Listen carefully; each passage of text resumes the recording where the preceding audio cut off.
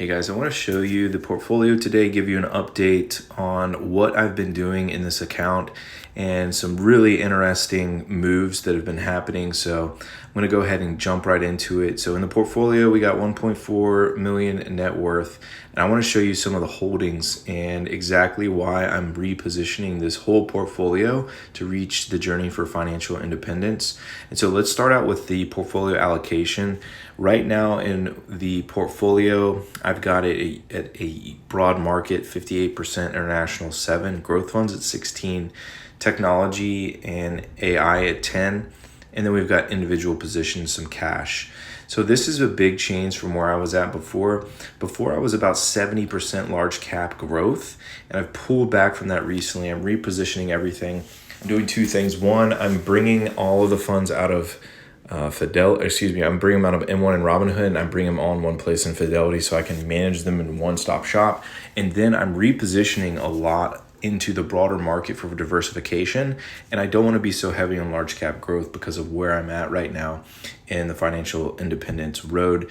I'm in my late 30s and I'm dad, have 4 kids.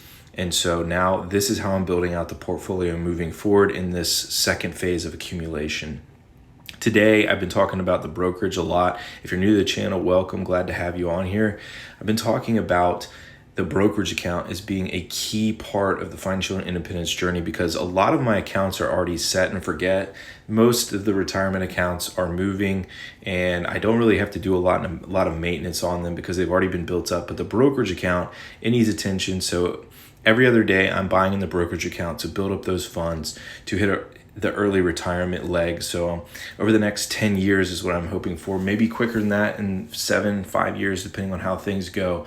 But this is what I bought today: Bitcoin, Tesla, Google, DGRO, Broadcom, Nvidia, and Apple, as well as Amazon, Microsoft, and VYM and SEHD, and some SpaceX. So those are the daily buys in that particular account. There's other buys in other accounts, but that's what I'm doing, just dollar cost averaging.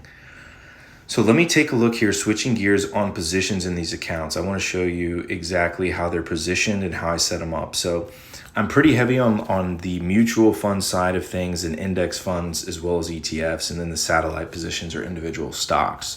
So, FXAIX is the S&P 500 Fidelity Index Fund. This account's like 430,000, and then we've got the S&P 500 at 42%, 43%. And that's just the core of the portfolio. And then we've got growth down at 15. We were at like 70. Large cap growth, we were at 70. We're bringing it back to 15. Large cap growth has done okay, but I think that it's possible that it could underperform. And I believe that the market is actually going to do better than large cap growth. And it just seems like unnecessary risk to be that heavy in large cap growth right now. And then, FSKAX is just the total market, 12-13% there. And this is an interesting one that's new. I've gone back and forth on this, on the right positioning size and the right funds for this. So this could change, but right now I went with FSELX, which I'll talk about in more detail in a minute. It's basically the Fidelity Semiconductor fund. So we're at like 5%. This is pretty high risk. It's high risk to be in one sector, but I think with AI, semiconductors are going to continue to do well. We could see a rotation back in the software side, but I think that the semiconductors overall for the next 3, 5, 10 years is just going to do really stinking well. And so this being a long-term account, long-term portfolio, 5, 7, even 10% makes pretty good sense for these semiconductors because of the AI super scaling that's going on. And then, VTI, overall total market with Vanguard. I mentioned this on a video the other day, how I wanted to get Vanguard and Fidelity funds. I don't want to be, I like both. And so it's not one or the other for me. SMH is another. This is another semiconductor ETF, and it's interesting because these funds settled in yesterday, and the semiconductors had a pullback today like 3-5%. So it's like, that's just the fluctuation that we get, and that's why we don't go like 15, 20, 30, 40% on semis. So that's how this is positioned here. And then you'll see some of the satellite positions like NVIDIA at 1%, Amazon 0.9%. That's how we do this. A lot of risk off diversification for individual stocks. If one of these companies goes belly up, it's not going to do a dent. And so that's how we have it positioned.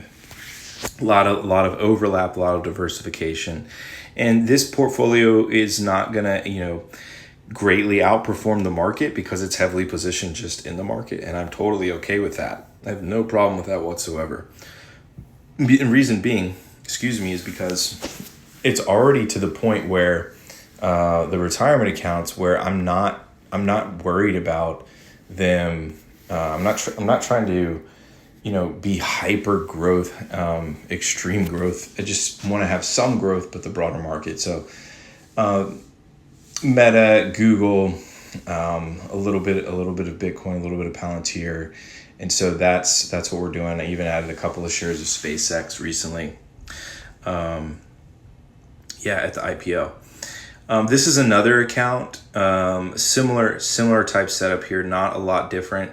I think I might be slightly higher percent in the semiconductor Fidelity Fund, and then, Tesla, Google, the same thing on the individual positions. They might have slightly higher percentage, but the core of the portfolio again is the S&P 500. It's in the total market. So that's what we're doing here. We're going to continue to add to these, but the main focus is going to be on the brokerage. And we've got a little bit of small cap, a little bit of mid cap, and that is how we're doing it. And QQQM, SCHD, Netflix. So I keep it simple. I mean, this isn't super complicated stuff here. These individual positions are much smaller, and they're around the core. And that's how we're doing it. Here's the actual brokerage one. This one is going to be built up even more. It's going to have higher positioning in the individual stocks like NVIDIA, Google, Amazon. And that's because I do want to take more risk in this brokerage one to build it up quicker. The other retirement ones, they're going to be more diversified. So that is what we're doing here. A lot of redundancy, and that's what's been working. And so that's how we're going to do it. I am, in terms of risk and concern, I am a little risk about that 10% in the semiconductor. That is maybe, I may want to dial that back to like 7%, 5%. But either way, I think this is enough diversification because we're over 50% in the overall market. So that's how we're playing it. In terms of how AI ranked it, AI said that this was like an A, 9.4 out of 10, 60 to 70% in the core. Then we've got a little bit of exposure to growth and semiconductor tilt. We've got individual companies and then some international emerging markets and then just total international funds. So there it is.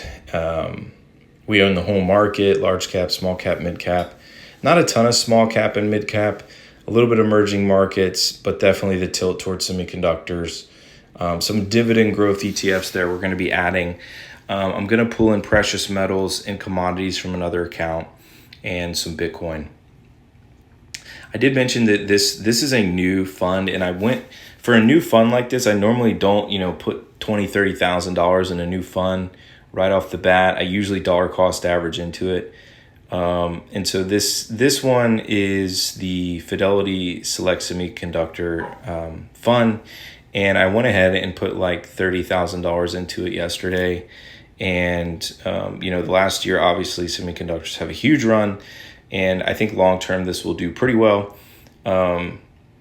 We will see how it does and what the top holdings are. It's huge into an NVIDIA, Broadcom, Marvel, some lesser known semiconductor companies, and then ASML. The Blue Chip Growth Fund at 1 year, it's done 45%. So we put this back to about 15%. In some other accounts we had it higher. We were at 70%, and this fund now we've brought it back to about 15.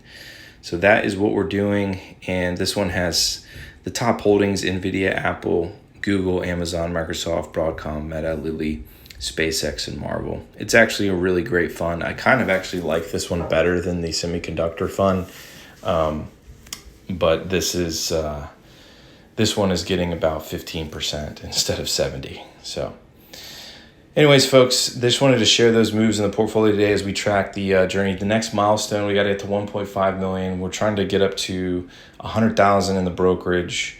And right now, I think we're at like 50 something. We're at 1.4 in terms of net worth. We want to get to 1.5 million and then just get on our way to 2 million in the next couple of years. And maybe we do it shorter than that. We'll see how things go in the market. But just wanted to mention that. Appreciate y'all being here. If you have any thoughts or suggestions on some of these positions and how we're rebalancing, let me know. Leave me a comment, and we'll see you in the next one. Thanks so much.